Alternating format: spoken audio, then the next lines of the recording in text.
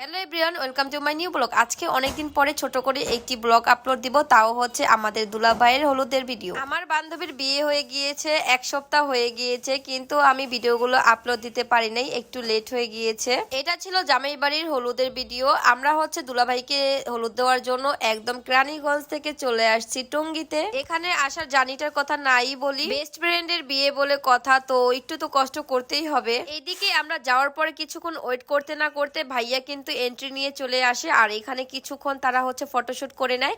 এরপর হচ্ছে আমার আরেক বান্ধবী হলুদ দিতে চলে গিয়েছে ভাইয়াকে, ওরও কিন্তু কিছুদিন আগেই মাত্র বিয়ে হয়েছে।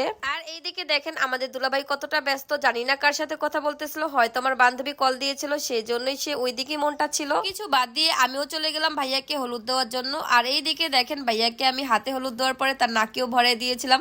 ভাইয়া তো বারবার পুষতেছিল। এরকম দুষ্টুমি দুলাভাইয়ের সাথে করব না তো কার সাথে করব আপনারাই বলেন। ওই দিন কিন্তু আমি ভাইয়াকে অনেক জ্বালিয়েছিলাম, খাবার নিয়েও আমি বারবার মুখের সামনেতে নিয়ে আসতেছিলাম। এত দূর যখন কষ্ট করে গিয়েছি, ভাইয়াকে না জ্বালিয়ে আসলে কি চলে বলেন। আর এইদিকে আমার জামাই তো চুপ করে বসে বসে আমার কাণ্ড দেখতেছিল আমি কি করি।